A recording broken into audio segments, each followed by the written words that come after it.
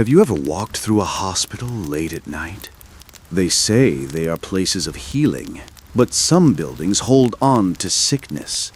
They remember the pain, the fear, and the spirits of those who were wronged and refuse to leave.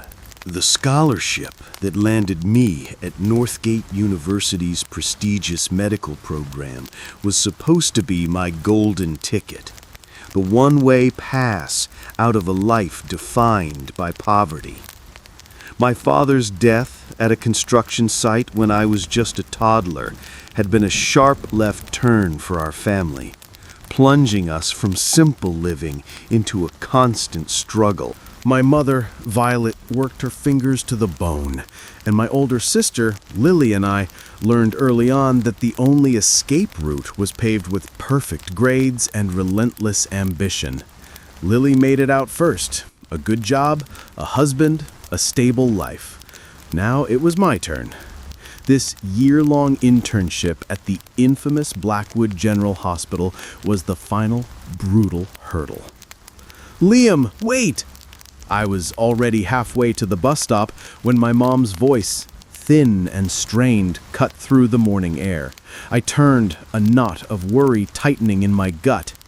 "Mom, you should be in bed. You're sick." She hurried over, her breath coming in short, tired puffs. She ignored my protest, fumbling in her pocket and pulling out a small, crumpled plastic bag. With trembling fingers, she unknotted it and pressed a few wrinkled bills into my hand. "Take this, for food. I saved it from the market money. You need to eat well up there, to keep your strength up." I stared at the money, a familiar lump forming in my throat. It was the story of my life, her sacrificing every small comfort for her children. I gently folded her fingers back over the bills. "Mom, I'm a grown man now. I can earn my own money. I have tutoring gigs lined up. You keep this. Buy yourself something nice. Please, don't save every penny until you get sick like this. You're all I have left." I gave her a quick, firm hug, the scent of her illness and old perfume filling my senses. "The bus is here. I have to go. I'll call you when I get settled. I love you." I didn't wait for a reply. I just ran, swinging my heavy backpack onto the bus and finding a window seat. As the bus pulled away, I saw her still standing there, a small, fragile figure, waving until she disappeared from view. A wave of unease washed over me, cold and sharp. This internship, this final step, felt wrong. I chalked it up to the pressure. A full year in a high-stress environment, juggling work and study while constantly worrying about money. It was enough to make anyone anxious. I leaned my head against the cool glass, the drone of the engine lulling me into a restless sleep. The crumpled bills I'd refused, still a phantom weight in my mind. Blackwood General Hospital was a beast of a building, a relic of Victorian architecture, with newer, sterile wings grafted onto its sides like mismatched limbs. It loomed over the city, its darkened windows like 1,000 hollow eyes. My first day was a blur of paperwork and introductions. A kind senior nurse named Laura handed me a key with a smile. "This is for your locker in the student lounge," she said cheerfully. "All your personal stuff goes in there. I'll be your supervising nurse for the internship. Any issues, any sick days, you come to me. Good luck, Liam. Try to have some fun." The day passed in a whirlwind of fetching supplies, changing bedpans, and shadowing the senior staff. It was exhausting, but manageable.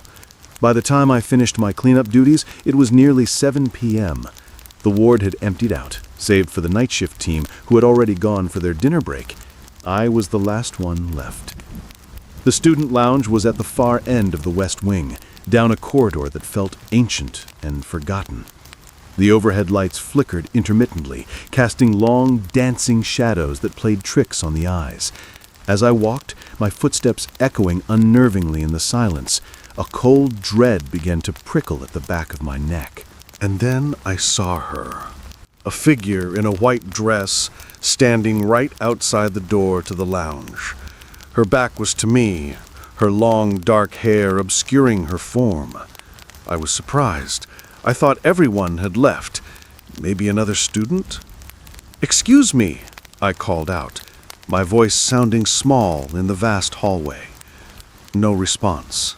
I picked up my pace, an inexplicable urgency pushing me forward. "Hello? Are you on the night shift?" The closer I got, the more the silence felt wrong. It was a heavy, listening silence. I was about 10 feet from the door when I blinked, just for a second, and she was gone. I stopped dead in my tracks, my heart hammered against my ribs. I scanned the corridor. There were no side doors, no alcoves. The only way out was past me. It was impossible. Shaking my head, I dismissed it as a trick of the light, of exhaustion. I fumbled with the key, unlocked the lounge door, and stepped inside. The image of her sudden disappearance burned into my mind. As I stood before my locker, a chill that had nothing to do with the hospital's air conditioning settled deep into my bones. The phone in my pocket buzzed, startling me so badly I almost dropped it. It was my sister, Lily. "Hey, how was the first day, little brother?" her cheerful voice chirped. "You have to come over for dinner. The kids are dying to see their favorite uncle. We're celebrating your first day on the job." "Yeah, I just finished up," I said, my voice shakier than I would have liked. "I'm on my way." The thought of her warm, noisy house was a lifeline. I quickly grabbed my things and practically sprinted out of the lounge, not daring to look back down the empty, darkening hallway. I didn't know it then, but as I fled, a shadow detached itself from the inside of the lounge doorway, a slender silhouette that followed my retreating footsteps, unseen. Down in the parking garage, the night security guard, a heavy-set man with tired eyes, called out to me. "Hey, kid, you're the new intern?" "Yes, sir. First day," I said respectfully. He walked over and pointed a thick finger at a sign. "Floors 1 and 2 are for hospital staff only. Students park on 3 and 4. I'll let it slide tonight, but don't let it happen again." "Oh, sorry, I didn't see the sign." "What ward you on?" he asked, his tone shifting slightly. "ICU, the intensive care unit." The guard's demeanor changed instantly. The casual authority vanished, replaced by a flicker of something else. Fear. Pity. He glanced around the empty garage as if checking for eavesdroppers. He lowered his voice. "Listen, kid. That ward, just do your job and get out. Don't linger, especially after dark. It's better not to be alone up there. Not for too long." He clapped me on the shoulder, a gesture that was probably meant to be friendly, but felt like a warning. "Go on, get home, and remember what I said about the parking." He walked away, but not before casting one last strange look over his shoulder. I stood there for a moment, baffled by his cryptic advice. As I unlocked my motorcycle, I felt it again, the distinct sensation of being watched. I scanned the garage. Far off, in the deepest, darkest corner, where the lights didn't quite reach, I thought I saw a shape, a person, standing perfectly still. I squinted, trying to make out any details, but the figure was shrouded in shadow. Shaking my head, I revved the engine and sped out of the garage. The ride to Lily's was long. As I passed the old cemetery, its iron gates looming like skeletal arms, I saw a woman standing by the side of the road, her hand raised as if waving me down. For a split second, my brain registered long, dark hair and a pale dress before I blinked, and she was gone, just like in the hallway.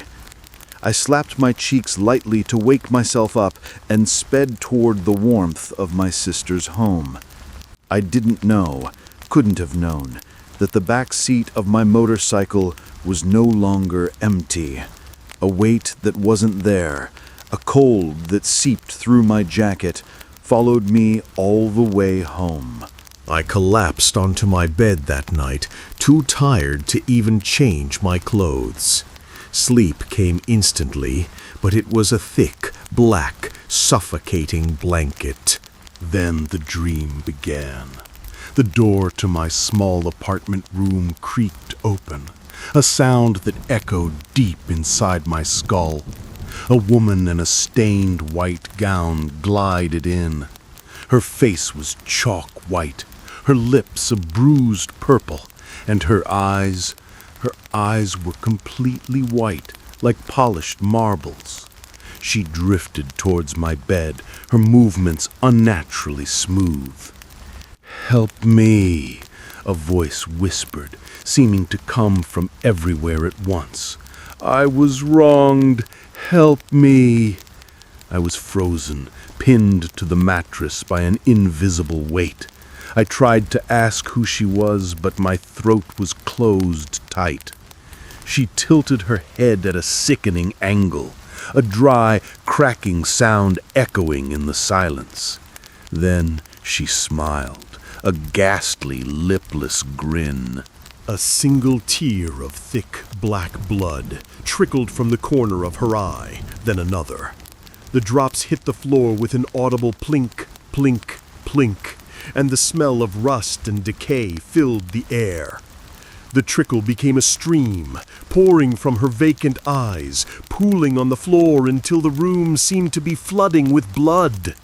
She raised a hand, pointing a long, skeletal finger at me. Then, with a slow, deliberate motion, she plunged her thumb and forefinger into her own eye socket and plucked out an eyeball. It squirmed in her grasp, the white orb still twitching, looking back and forth. "Eat," she hissed, the sound like snakes slithering over dry leaves. "Eat my eye. I give it to you." "No, no, I won't!" I screamed, the words finally tearing from my throat. The shrill ringing of my phone alarm shattered the nightmare. I shot upright in bed, drenched in a cold sweat, my heart trying to beat its way out of my chest. The phantom smell of blood still lingered in my nostrils. It was just a dream, a horrifying, vivid, gut-wrenching dream. I fumbled for my phone. 8 a.m. I was late. I threw on my scrubs and bolted out the door, arriving at the hospital 20 minutes later, breathless and shaken. My friend and fellow intern, Chloe, met me at the entrance, her expression a mix of relief and annoyance. "Where have you been? Dr. Peterson is on the warpath, asking for you," she whispered frantically. "I told them you were stuck in traffic. Get in there, quick." "Thanks, Chloe. I owe you one. I overslept." I ran a hand through my messy hair. "Get me a coffee, will you? Extra strong." "Already on it," she said with a small smile. "Now go, before they send out a search party." The rest of the morning was a frantic blur. I was assigned to the main ICU monitoring station, and the constant stream of alerts and patient needs left no time to dwell on the nightmare. By noon, I was running on fumes. I grabbed a sandwich and retreated to the student lounge for a quick break. The moment I laid down on the lumpy cot, a profound heaviness settled over me, as if someone were sitting on my chest. I was too tired to fight it, and I drifted into a shallow, uneasy sleep. Suddenly, the cot began to shake violently. I tried to wake up, to move, to scream, but my body was paralyzed. A crushing force held me down. The lounge door swung open with a loud bang, and the woman from my nightmare glided in. She moved towards me, a slow, deliberate predator. I struggled to see her face, but it remained a blur of shifting shadows and dark hair. She climbed onto the cot, her weight pressing down on me, suffocating me. A cold, mocking laughter echoed in my ears. I pushed against her, my voice a strangled gasp. Who are you? Get off of me! The more I struggled, the heavier she became, crushing the air from my lungs. Her face drew closer to mine, and then, with a wet, sickening crack, her head detached from her neck and fell into my hands. I stared in horror at the dead weight in my palms, at the face that was still laughing, and a scream of pure terror erupted from my soul. I jolted awake, my own scream echoing in the silent room. My hands were empty. Across the room, Chloe was still sleeping peacefully on her own cot. It was just another nightmare. I wiped the sweat from my brow, my heart racing. 2 nightmares in 2 nights, both featuring the same woman. What was happening to me? Was it just stress? I was a man of science. Ghosts and ghouls were the stuff of fiction. It had to be stress. I decided I'd stop by a pharmacy on the way home, get some sleeping pills to quiet my overactive mind. Just then, Chloe stirred, groaning as she sat up. She rubbed the back of her head, her face etched with pain. "Hey, you're awake," I said, trying to sound casual. "You okay? You look like you're in pain." "I don't know," she said, looking around the room with a puzzled frown. "I kept feeling like someone was walking around the room, pulling my hair. My scalp is killing me. Did you see anyone come in here?"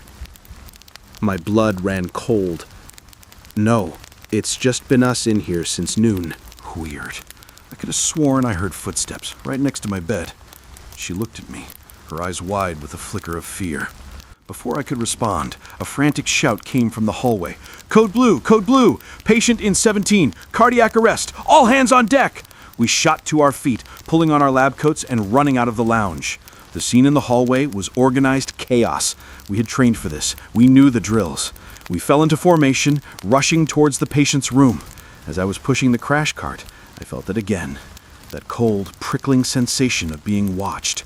I glanced over my shoulder, down the long corridor, and I saw her. The same woman, just her back, her long dark hair. She was walking slowly, deliberately, away from the chaos, her form hazy in the distance. She turned a corner and was gone. "Liam, the ventilator, now!" Chloe's voice snapped me back to the present. I shook my head and focused on the task at hand, on the desperate fight to bring a life back from the brink. The code lasted for hours. It was late afternoon before the patient was stable. Exhausted, I returned to the student lounge to rest. I must have fallen asleep again, because the next thing I knew, my phone was ringing, pulling me from the depths. It was dark outside. My phone's screen read 8:15 p.m. The caller ID said Mom. "Hey, Mom, I'm here." "Liam, honey, how was your day? Have you eaten?" Her familiar, worried voice crackled over the line. "I've eaten, Mom.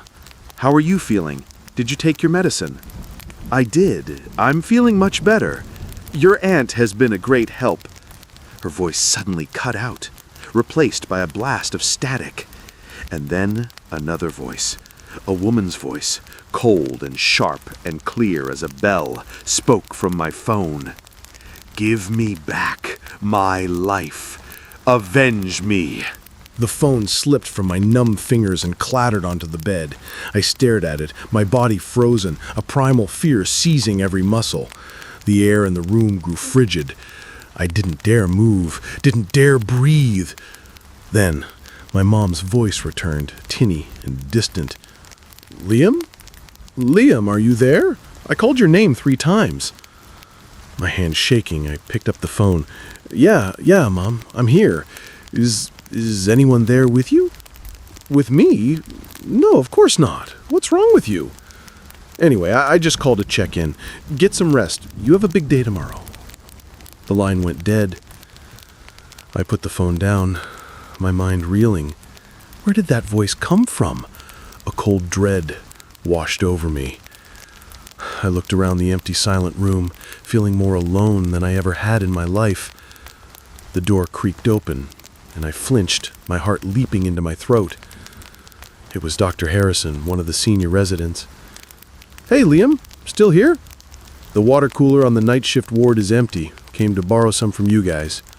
"Oh, yeah, I fell asleep. Was just about to pack up and leave," I stammered. "Today your shift? How many people are on duty with you?" Dr. Harrison filled a cup with water. "Yeah, my shift tonight. Usual crew. 1 doctor, 4 nurses. You guys are new. You probably don't know the rotation yet. Actually, my first night shift is tomorrow." Well, brace yourself," he said with a wry smile. He took his cup and headed for the door. "See you tomorrow, Liam." As he left, I quickly gathered my things. The hospital felt different at night. Emptier, more menacing. I walked down the long corridor, the sound of my own footsteps my only companion. The rooms on either side were filled with the sleeping and the sick, their silent forms barely visible in the dim light.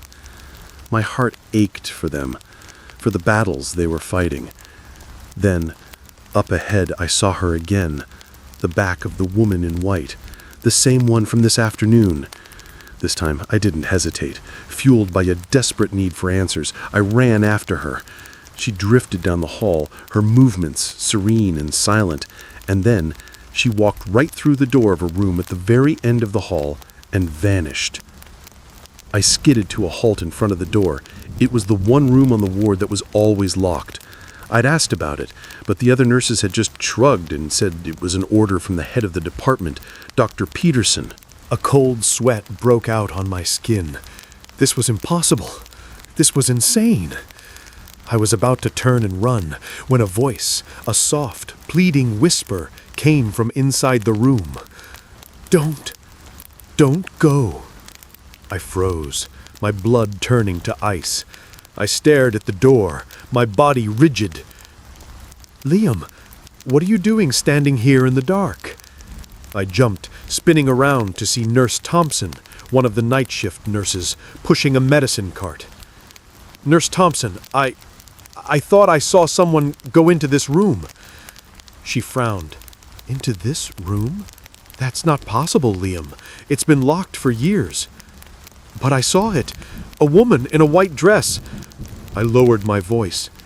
"Is this room haunted?" Nurse Thompson's expression tightened.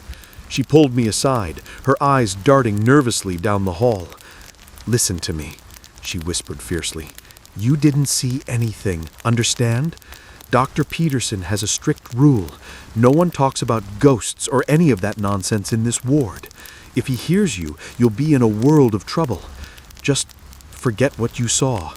It was a long day. Your mind is playing tricks on you." She pushed her cart into another patient's room, leaving me alone in the hallway with the locked door and the echoing whisper. Her fear was more convincing than any denial. Something had happened in that room, and the woman in white was at the heart of it. The sleeping pills worked. For a few nights, the nightmare ceased, replaced by a dreamless, heavy slumber. I went to work, did my job, and tried to convince myself that everything I'd seen and heard was a product of stress and exhaustion. I even started to believe it. Then came my first night shift. Chloe and I were on duty together. After the evening handover, we began our rounds, pushing the medicine cart from room to room. When we reached bed 17, I recognized the patient. It was the man who had gone into cardiac arrest a few days ago. He was still unconscious, but the rhythmic beep of the heart monitor and the steady rise and fall of his chest were good signs. He was fighting. His vitals look much better, I noted quietly, changing his IV bag. He's a fighter, Chloe agreed, making a note on his chart. We finished our rounds and settled into the nurses' station. As the hours crept by, the hospital grew quieter. After 10 p.m., when visiting hours ended, the corridors became deserted canyons of linoleum and fluorescent light. I had to take a batch of blood samples to the pathology lab, which was in a separate, older building connected by a long, glass-enclosed skywalk. As I walked through the near-empty hospital, the security guard's warning echoed in my mind. It's better not to be alone up there. I pushed the thought away and waited for the elevator. When the doors slid open, a woman was standing inside, her head bowed, her long dark hair hiding her face. She was wearing a simple patient's gown. I hesitated for a second, then stepped inside, hitting the button for the 12th floor. The elevator began its slow ascent. I noticed the woman hadn't selected a floor. "Excuse me, miss? What floor are you going to?" I asked politely. Silence. She didn't move a muscle. I felt a familiar chill creep up my spine. The elevator dinged and the doors opened on my floor. I stepped out quickly, but glanced back as the doors began to close. The elevator was empty. My breath caught in my throat. My feet felt rooted to the spot. It was her. The woman from the hallway. The woman from my nightmares. The doors slid shut, and I was left staring at my own reflection in the polished steel. I practically threw the samples at the lab technician and hurried back to the elevator, my heart pounding a frantic rhythm. I prayed it would be empty. The doors opened to a vacant car. I jumped inside, jabbing the button for my floor, not breathing easily until I was back in the relative safety of the ICU. Walking back, I saw a woman packing a suitcase near the elevators. I recognized her as the wife of the patient in bed 17. A wave of relief washed over me. Her husband was getting better, maybe even being discharged. "Good evening," I said with a smile. "Heading home? I was just checking on your husband. His vitals are looking great tonight. He's much more stable." The woman looked up at me, her eyes red-rimmed and filled with a profound, shattering confusion. What did you just say?" "Your husband," I repeated, my smile faltering. "I just gave him his medication. His heart rate is strong. His readings are all good." Her face crumpled and she began to sob, deep, racking sobs that shook her entire body. I stared at her, completely bewildered. I don't understand," she wept, fumbling in her purse and pulling out a folded piece of paper. "My husband passed away. He died yesterday evening. Look, this is the certificate from the funeral home." I took the paper with a trembling hand. The name was correct. Patient, bed 17, time of death, 9:42 p.m. Yesterday. My mind refused to process it. I had just seen him, touched him. Chloe had seen him too. We had documented his vitals. How could he have been dead for over 24 hours? "Thank you for everything you did for him, doctor," the woman choked out, taking the paper back. "You were all so kind. My car is here. I have to go." She hurried away, leaving me standing alone, the world tilting on its axis. My phone buzzed. It was Chloe. "Liam, where have you been? The senior nurses are looking for you." "I'm on my way back," I managed to say, my voice hoarse. I hung up and ran, not stopping until I burst back into the ward. The first thing I did was sprint to bed 17. It was empty. The sheets were stripped, the mattress bare. Chloe came up behind me. "What's wrong? You look like you've seen a ghost." I grabbed her arm, pulling her out into the hallway. "Chloe, listen to me. The patient in bed 17, I just met his wife. She said he died. Yesterday." Chloe stared at me, her face pale. "Don't joke like that, Liam. That's not funny. We both saw him tonight. You checked his heart monitor yourself." "I'm not joking. She showed me the funeral home certificate." Without another word, Chloe marched to the central computer, her fingers flying across the keyboard. She pulled up the patient's file. I watched over her shoulder as the screen loaded. There it was, in stark black and white. Patient status, deceased.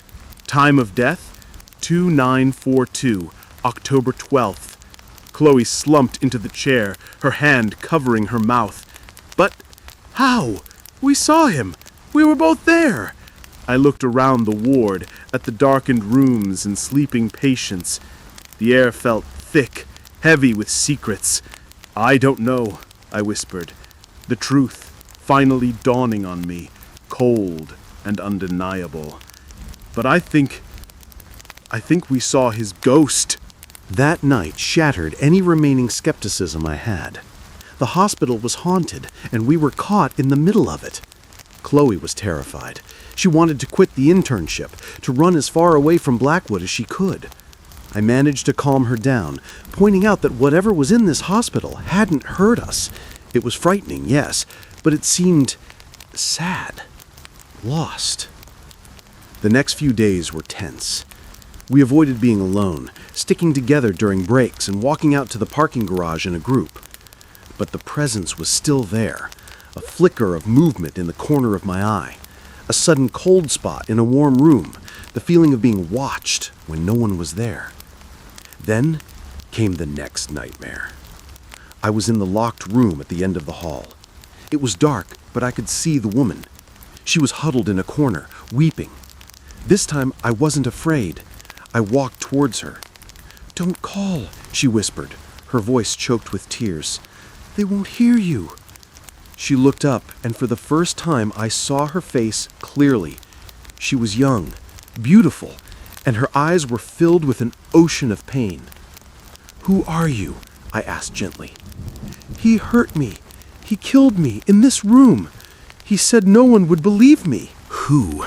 Who did this to you? But before she could answer, I woke up.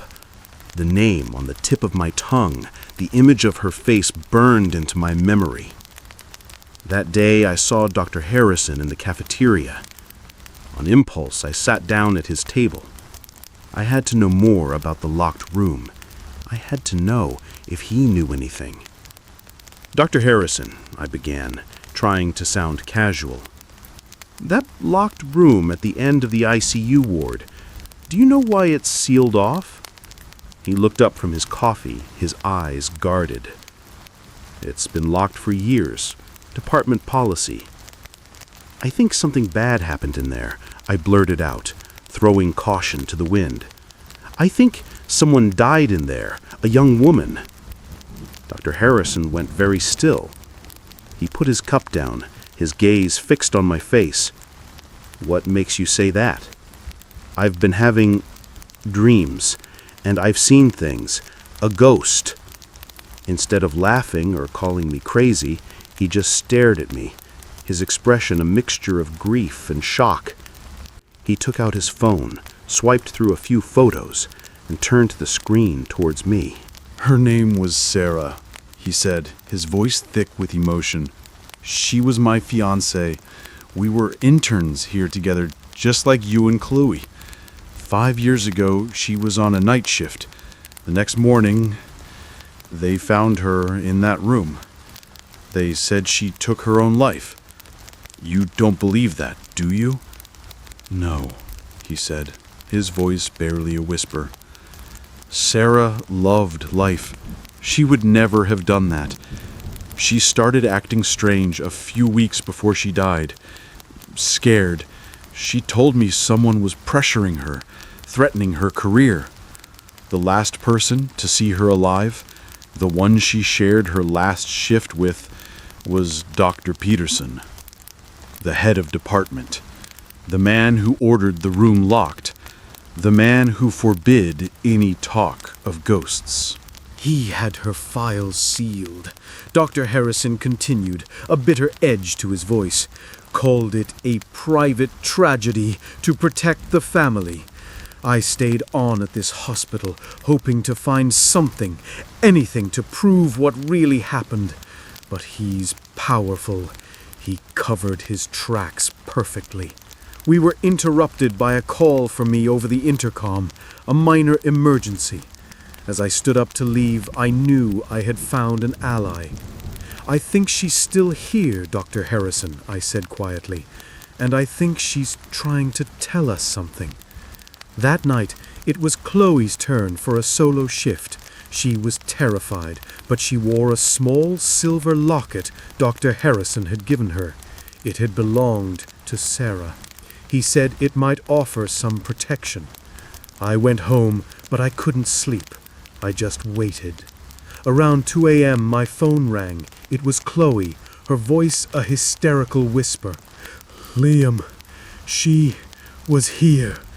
Sarah, she came into me."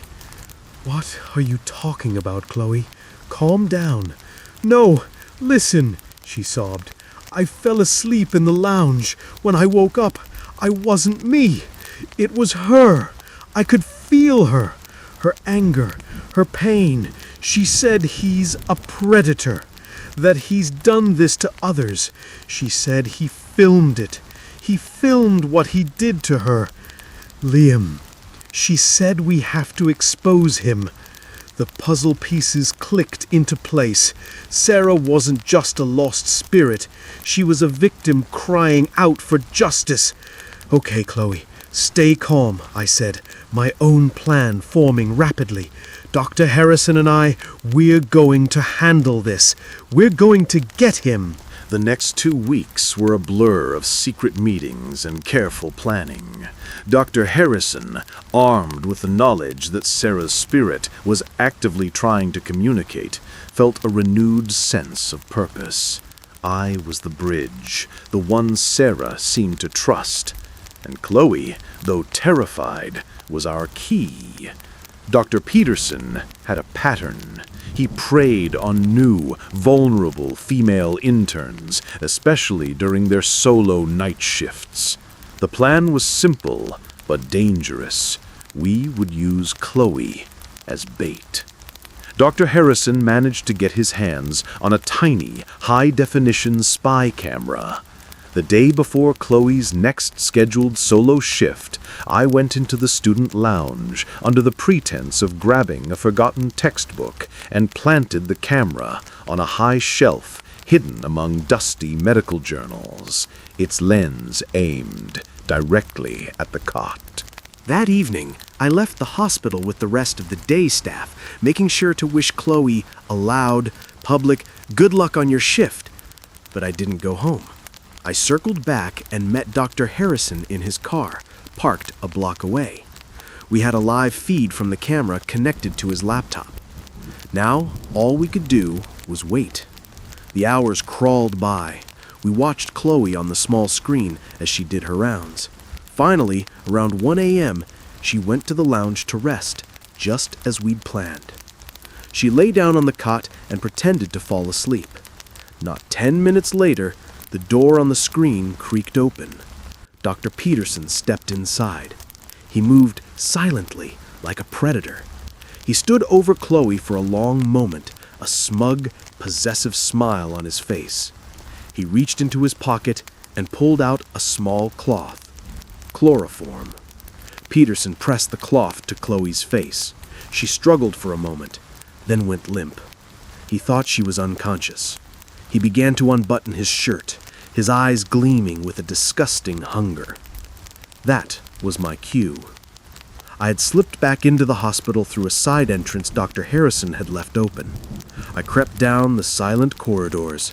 I stood outside the lounge, my hand on the doorknob, listening. "You know, you remind me of another feisty one I had in here, Sarah. She was a fighter too. Had to persuade her a little more forcefully. Such a shame she couldn't take a bit of criticism. So dramatic." He laughed. A cold, cruel sound. I burst through the door. "Get away from her!" Peterson spun around, his face a mask of shock and fury. "Liam, what the hell are you doing here?" "I could ask you the same thing, Doctor," I said, my voice shaking with rage. "You are just an intern," he snarled. "I can end your career with one phone call." "Was that what you told Sarah?" I shot back, my voice cold as ice. His face went pale. The name hit him like a physical blow. "Sarah, how do you know that name?" "She told me." She's still here, you know. She remembers everything you did to her in that locked room. He stared at me, then broke. A twisted, insane laugh bubbled up from his chest. That bitch! I locked her soul in that room. So what if I had her? She refused me. I am the head of this department. They are all beneath me, just tools for my use. She got what she deserved. I think the police will be interested to hear that, a calm voice said from the doorway. Dr. Harrison stood there, flanked by 2 uniformed police officers. Dr. Peterson's face, projected on the laptop screen in Harrison's hands, was a perfect picture of guilt and horror. His confession, his every vile word, had been broadcast, live. The fallout was immediate and catastrophic for Dr. Peterson. The video of his assault on Chloe and his chilling confession was undeniable proof. The police investigation opened a Pandora's box of corruption and abuse. They found a hard drive in his office filled with videos, evidence of years of predatory behavior. The video he took of Sarah on that fateful night was among them. It was the final piece of evidence that reopened her case, changing the official cause of death from suicide to homicide. The story rocked the city, a scandal that brought down not just one man, but an entire network of enablers who had looked the other way for years. The locked room was finally unsealed. The charms and seals placed by some charlatan to trap Sarah's spirit were removed. I walked in there with Dr. Harrison a few days later. The air, once heavy and cold, felt light. "It's over, Liam," he said, looking around the small, dusty room. "She can finally rest. Thank you." "She's the one we should be thanking," I replied. "She never gave up." He put a hand on my shoulder, a genuine, warm smile on his face for the first time since I'd met him. "You've got a good heart, Liam. You're going to be a great doctor. Sarah would have liked you." That night, my last night shift of the week, I returned to the student lounge, the place where it had all begun. I was exhausted, but it was a good kind of tired, a peaceful tired. As I lay on the cot, I drifted into a light, calm sleep. I felt a gentle presence in the room. I opened my eyes. Sarah was standing by the window, bathed in soft moonlight. She wasn't the terrifying figure from my nightmares. She was the smiling woman from the photograph, her face peaceful and serene. She didn't speak, but her eyes conveyed everything: gratitude, peace, release. She gave me a small, sad, beautiful smile, and then she slowly faded, dissolving into the moonlight until she was gone. A single tear rolled down my cheek. I smiled. My time at Blackwood was far from over, but the ghosts, at least for now, were at peace. And in the quiet, healing silence of the hospital, so was I.